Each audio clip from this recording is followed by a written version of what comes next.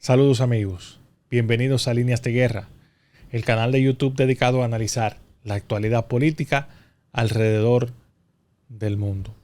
Como siempre, como cada día, les invito a que, si están consumiendo nuestro contenido, le den a me gusta, se suscriban, activen la campanita de las notificaciones y compartan con sus amigos y familiares este contenido, porque así nos ayudarán a fortalecer la comunidad y también para que nuestro canal sea sostenible en el tiempo. El tema claramente está definido: las elecciones en Brasil, los sorpresivos resultados de las elecciones en Brasil. Todas las encuestas, no hubo una que no diera a Luis Ignacio Lula da Silva por encima del 45%. En muchos casos se habló ya al final de una oleada con viento de cola que llevaba esa candidatura y que podía llegar al 51%. Del otro lado ponía muy atrás, con una distancia que iba, según la encuesta, entre 7 y 15 puntos de Jair Bolsonaro, el actual presidente de Brasil, el controvertido presidente del Brasil. Las encuestas, conforme pasó el resultado, pues acertaron con Lula, como ya todos sabemos a esta altura. 48% de los brasileños votaron por Lula, es decir, está entre el margen de error. La gran sorpresa estuvo en la votación que consiguió Jair Bolsonaro, que llegó a estar en un 44%, casi 5 puntos por detrás de Lula. Pero en casi todo el momento del reconteo, pues Jair Bolsonaro estuvo encima de Lula. Llegó un momento que llevó a tener 7 puntos encima de Lula. Luego, conforme fueron entrando los resultados de los distintos lugares alejados de un gigantesco país como lo es Brasil, pues esa distancia disminuyó hasta el punto que Lula sobrepasó a Jair Bolsonaro. Esto deja varias lecturas. La primera, para mí, es la más importante, y creo que en los análisis que se han hecho en muchos sitios se ha dejado de lado este elemento.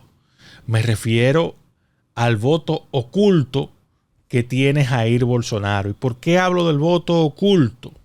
Bueno, en el año 2018, cuando Jair Bolsonaro ganó las elecciones, también las encuestas subvaloraron la posibilidad de que él obtuviera más votos, subvaloraron su posible votación. Este fenómeno se dio casi igual y esta vez un poco mayor. Aquella vez, estamos hablando del año 2018, las encuestas quedaron 5 puntos por detrás de lo que le daban. Esta vez quedaron casi 10 puntos y en algunos casos 11 puntos por detrás de lo que obtuvo al final Jair Bolsonaro, con la agravante de que en Brasil no hay veda a la publicación de encuestas previo a las elecciones. Se están publicando encuestas hasta el último momento. Entonces, esa votación de Bolsonaro, que creo que es el elemento sobre el que hay que centrarse, por 3 razones. La primera, ya la hemos dicho, el voto oculto. Los brasileños que no dicen que van a votar por Bolsonaro, pero que al final terminan haciéndolo, que no revelan su simpatía. Eso es debido, claro está, a la constante campaña de asedio que tiene Bolsonaro, que ha sido convertido por los medios de comunicación alrededor del mundo y en especial del Brasil en una especie de demonio. Un hombre al que cada cosa que dice o hace se la cuestiona, se la pone en crítica, se la lleva a un terreno en el que se demoniza cualquier cosa que sale del ámbito del bolsonarismo, y en especial de lo que hace Bolsonaro. Con esto no quiero decir que este sea un hombre que tenga todas las bondades del mundo. De hecho, pienso que como presidente es un impresentable. Sin embargo, su conexión con la gente, con una parte importante del electorado que lo ha asumido, está más que ratificada en este proceso y por tanto, algo bueno debe tener este hombre que conecta con muchos sectores de la sociedad brasileña, al punto tal que a pesar de esa campaña, a pesar de que no ha tenido un momento de respiro durante su periodo de gobierno, hay que decir aquí entre paréntesis que Brasil fue uno de los países que peor manejó el tema de la pandemia. A pesar de todo esto, pues Jair Bolsonaro mantiene una votación importante, está en la pelea y no es descartable su triunfo. De eso vamos a hablar al final de este video, cuáles son las proyecciones. El otro elemento que para mí es importante en la votación de Bolsonaro tiene que ver con el rechazo de Lula, producto del desgaste que sufrió su partido por los escándalos de corrupción. Él mismo también, aunque fue subsanado por una sentencia de un tribunal, pero de cierta manera, pues hay mucha gente en la población que se niega a darle su voto a Lula. De hecho, ha sido así tradicionalmente. Incluso recordemos que Lula gana la presidencia de Brasil en el año 2003 a su cuarto intento y siempre cruzaba la segunda vuelta y en segunda vuelta pues caía. Sobre todo en los últimos 3 intentos. En el primero fue básicamente testimonial, aunque quedó en un cuarto lugar, pero luego en los otros 3 intentos Lula llegó hasta segunda vuelta, logrando obtener la victoria en el último. Ya estamos hablando de las elecciones de octubre del año 2002. Entonces, es en este ámbito, es en este orden que Lula, que de por sí polariza a la sociedad brasileña, pues con el tema de los escándalos de corrupción a los que se vio sometido su partido y él mismo que fue preso, que estuvo en cárcel. De hecho, Bolsonaro se refiere a él como el presidiario Lula, como una forma de marcar y de traer a la mente de la gente ese momento que vivió Lula, que apenas hace 3 años pues pudo sobrepasar esa situación, lo cual lo tiene aquí ahora en plena competencia por la presidencia del Brasil. Y fíjense un dato interesante. La votación fue masiva. En Brasil no hay voto obligatorio y sin embargo la abstención fue de apenas un 20%, un récord para América Latina, porque en América Latina en las elecciones presidenciales normalmente 1/3 de la población suele retraerse, suele no ir a votar, suele abstenerse de participar. Sin embargo, esta vez, pues en Brasil votó el 80% de la población, lo cual dice que allí hubo una movilización robusta de la gente a participar en la elección, con lo cual el tema de que el rechazo desmotivó a mucha gente, pues yo pienso que al contrario, mucha de la gente que se movilizó a votar lo hizo para votar en contra de Bolsonaro o para votar en contra de Lula. Entonces, ahí está ese otro elemento que yo estoy seguro que impactó decisivamente en el resultado electoral tanto de Lula como de Bolsonaro. Otro elemento importante que hay que ponerlo, aunque para mí tiene menos incidencia que el rechazo que pueden tener, que la polarización que generan Lula y Bolsonaro, otro elemento es sin duda alguna que en los últimos 3 meses la economía brasileña ha tenido un repunte, ha disminuido la inflación, ha crecido el Producto Interno Bruto, ha bajado el desempleo y eso obviamente pues ha generado una situación que ha permitido a Bolsonaro también arañar una parte importante de votos. Ahora, aquí hay varias cosas que tenemos que ver de cara ya al proceso que se va a escenificar el 30 de octubre. Y me refiero, sin lugar a dudas, a la votación que obtuvo la que es la gran sorpresa del proceso después de la votación de Bolsonaro. Me refiero a la candidata Tebet, Simone Tebet, que contra todo pronóstico obtuvo una votación de 4%, se convirtió en la tercera más votada. En su caso, esa votación llama la atención por una razón muy particular que vamos a ver en el momento en que se dé.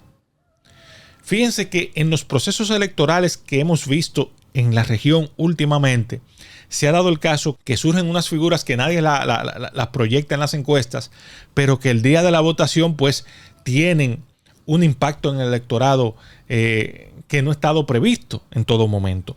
Sin embargo, cuando se da el caso de ir a la segunda vuelta, ese mismo candidato inadvertido, ese mismo candidato sorpresivo, no es capaz de movilizar ese voto que tiene a favor de su opción de segunda vuelta. Y le voy a poner un ejemplo práctico, dos ejemplos prácticos.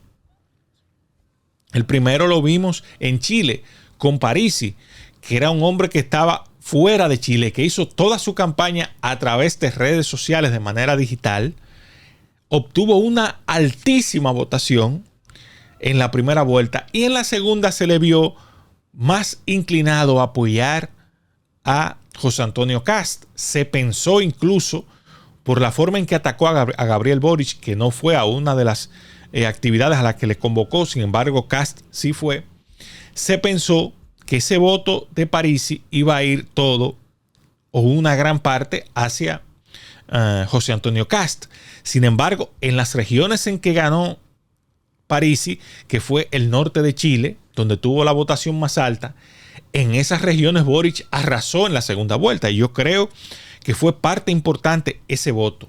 ¿Y qué pasó con eso? Bueno, que ese voto no era tanto a favor de Parisi, sino era una resistencia de ese electorado a votar por uno u otro, por Boric o por Kast, pero que una vez convidado a votar en la segunda vuelta, pues hubo de decidirse por quien representaba mejor sus aspiraciones en ese momento, que en el caso chileno fue el de Boric. Otro caso fue en Colombia. Federico Gutiérrez Fico, que era el candidato del uribismo, candidato formal del uribismo y de toda el orbe que se denomina de derecha colombiana, quedó en tercer lugar con una votación importante. En la misma noche electoral, Fico llamó a su gente a votar por Rodolfo Hernández, que quedó en segundo lugar para competir con Gustavo Petro. ¿Qué pasó? Bueno, que en la segunda vuelta ese voto pro Uribe decidió no movilizarse y eso impactó decisivamente en el triunfo de Gustavo Petro, que el voto uribista no participó en esas elecciones, en esa segunda vuelta, y eso hizo al final que, sumado a otros elementos, el resultado fuera en favor de Gustavo Petro. Rodolfo Hernández no fue capaz de enamorar eso, no se movilizó única y exclusivamente por su rechazo a Petro. ¿Qué quiero decir con todo esto? Bueno, que Simona Tebet, que es la tercera en lisa, que obtuvo un 4%, que tiene en sus manos la posibilidad, en teoría, y lo vamos a desarrollar ahora, en teoría de inclinar la balanza, ella pudiera estar en cualquier momento y creo que en el día de hoy o de mañana va a anunciar al país brasileño cuál es su decisión. Ella lo dijo, ayer cuando estaba dando el discurso de gracias, ella tuvo una excelente participación, dijo, yo tengo decisión y mi decisión es que yo voy a apoyar en 48 horas a uno de los candidatos. En su caso, todos dicen que ella pudiera estar llamando a votar por Lula da Silva, pero aquí viene el asterisco, la incógnita. Bueno, su electorado tiene, en términos de raíces sociales, más inclinación a votar por Bolsonaro. Entonces, quedaría la incógnita de hacia dónde se va a mover esa gente que decidió escoger a Simone Tebet, no tanto porque le siga, aunque ella hizo una campaña exquisita desde el punto de vista de su participación en los debates, pero yo no creo que su votación haya sido conquistada por su campaña, sino más bien que es el deseo de mucha gente de no meterse en la polarización, que rechazaba a Lula o rechazaba a Bolsonaro, que vio en ella una posibilidad de por lo menos encauzar su simpatía, encauzar su voto. Entonces, habría que ver si su electorado, que cuando usted lo configura sociodemográficamente se da cuenta que tiene una inclinación a votar por Bolsonaro, va a seguir sus indicaciones de ella apoyar a Lula, o si definitivamente se va a abstener. Si decide abstenerse de votar ese electorado, es obvio que el más dañado va a ser Jair Bolsonaro, que la tiene muy difícil. El otro candidato en lista es Ciro Gómez, que unos dicen que no va a apoyar a ningún candidato, otros dicen que pudiera apoyar a Lula. Hay quien habla de la posibilidad de que Ciro Gómez, que ha sido un crítico permanente de Lula da Silva, termine apoyando de manera abierta a Jair Bolsonaro, cosa que yo todavía no veo en el panorama que pueda ocurrir.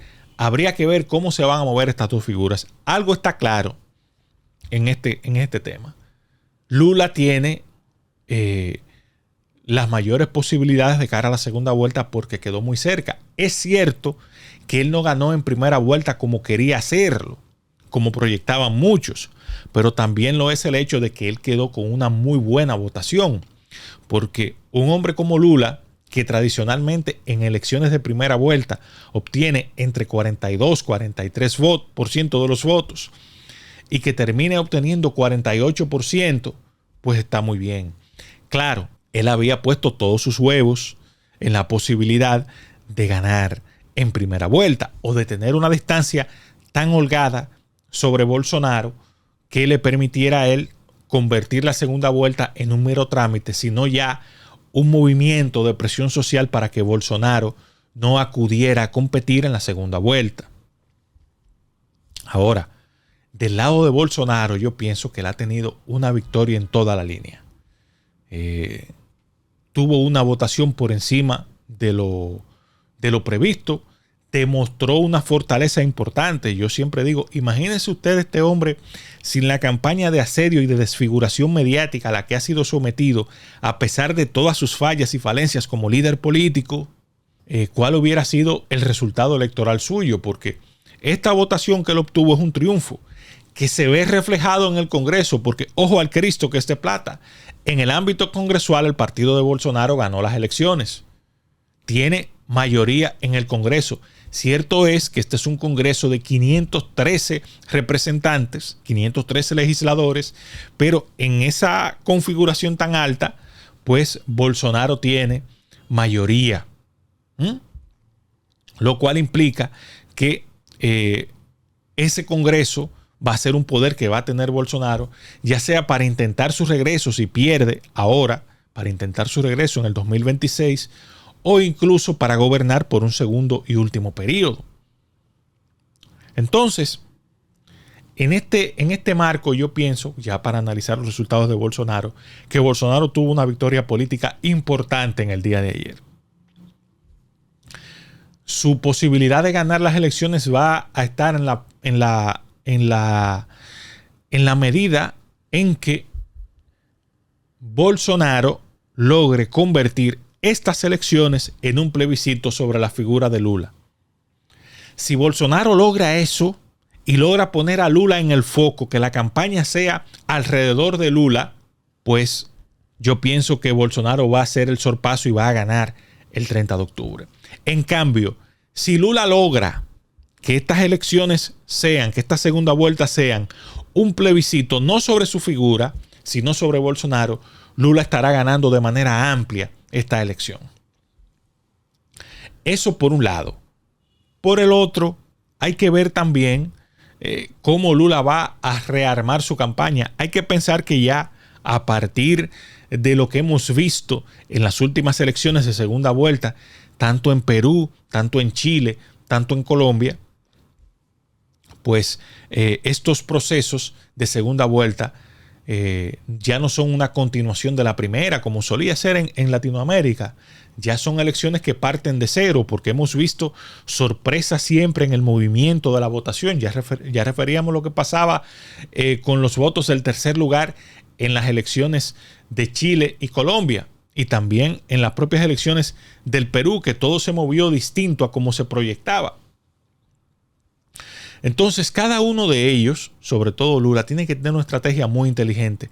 Para Lula sería una gran cosa que Simón Tebet le apoye directamente. Creo que le va a dar un respiro y le va a colocar, le va a dar un nuevo oxígeno a su posibilidad de combatir contra un Jair Bolsonaro reforzado por la votación obtenida, no tanto solo por él, sino también por sus candidatos a al Congreso y a las gobernaturas.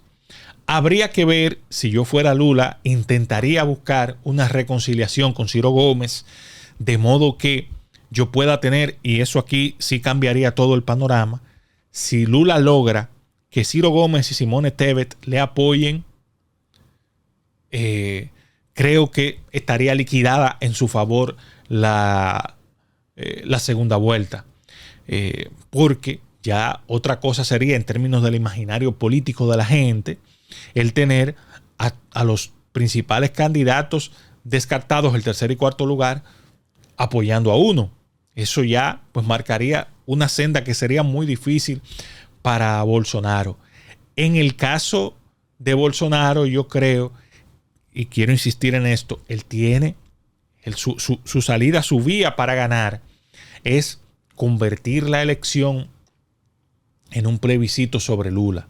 Si él logra eso, estará en mejor condición de ganarle el 30 de octubre. Lula ha demostrado también un liderazgo importante, porque este hombre que ha sido sometido quizás al fuego cruzado más fuerte, que fue desarticulado, que fue destruido políticamente por sus adversarios internos y externos, pues Lula ha mantenido su fuerza, su influencia allí. Estuvo a punto de ganar la elección en primera vuelta. Quizás hubo un momento en el que ya no pudo correr más.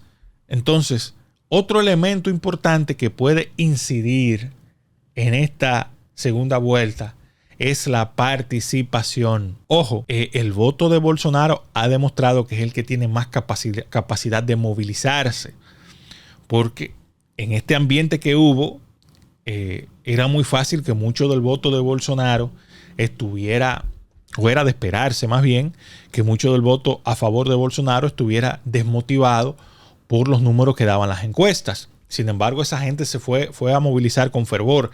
Habría que ver si en el campo de los abstencionistas hay voto de Bolsonaro que no se movilizó por entender que Bolsonaro iba a perder las elecciones. Entonces, hay que ver cómo se moviliza eso.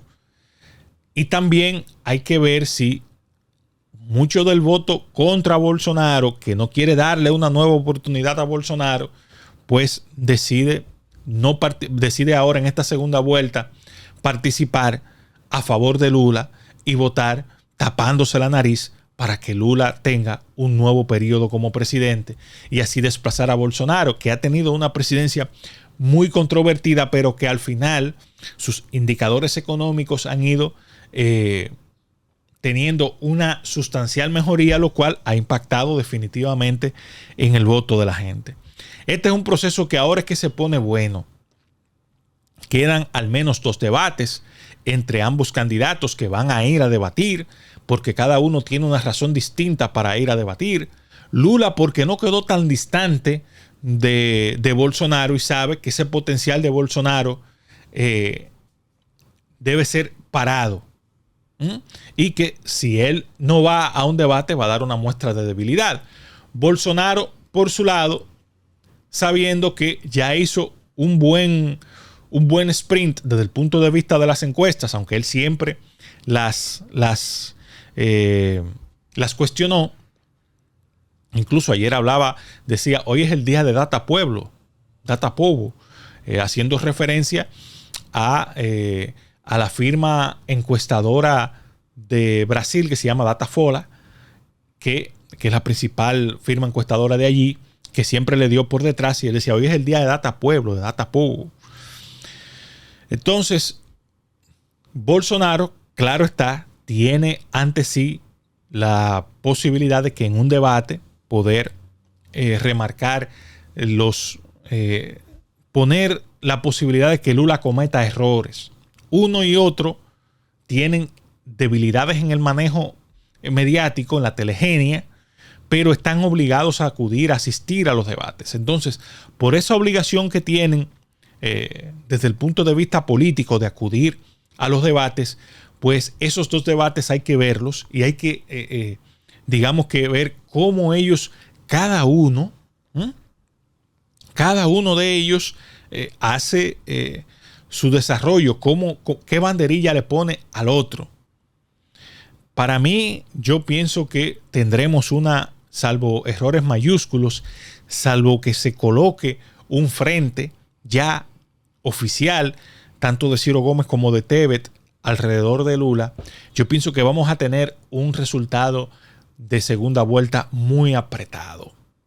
Salvo que eso ocurra. Si ocurre un frente, si ambos candidatos deciden apoyar a Lula, y descarto la posibilidad de que uno de ellos apoye a Bolsonaro, porque aunque el que podría estar más cerca de eso, conforme su trayectoria,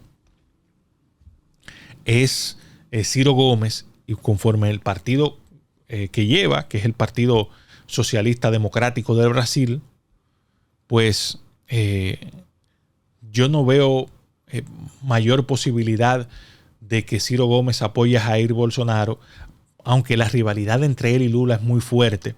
Y hay quien dice que Ciro Gómez pudiera estar, al menos con el silencio, apoyando a Bolsonaro. Yo pienso que pudiéramos estarlo viendo apoyando a Lula, aunque sí su partido es obvio que va a votar masivamente por Lula.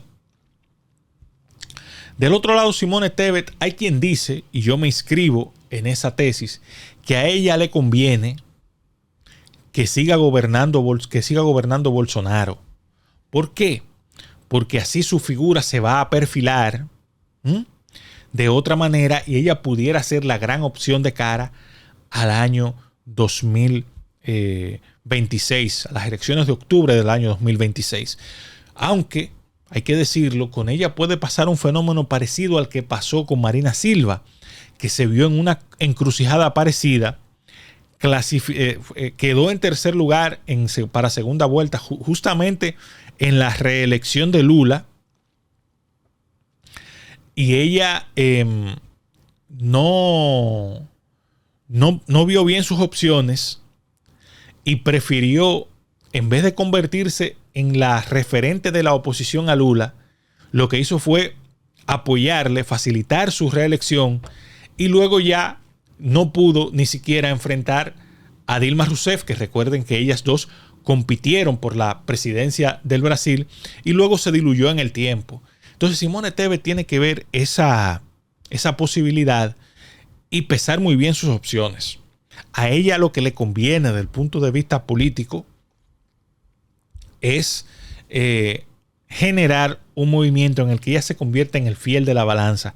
Si ella se inclina por un lado u otro, va a inclinarse en función de la polarización, y ella, me atrevo a decir que las 2/3 partes de sus votos han sido por gente que la ven a ella como la salida a la fuerte polarización que vive Brasil, sobre todo a partir de la operación Lava Jato.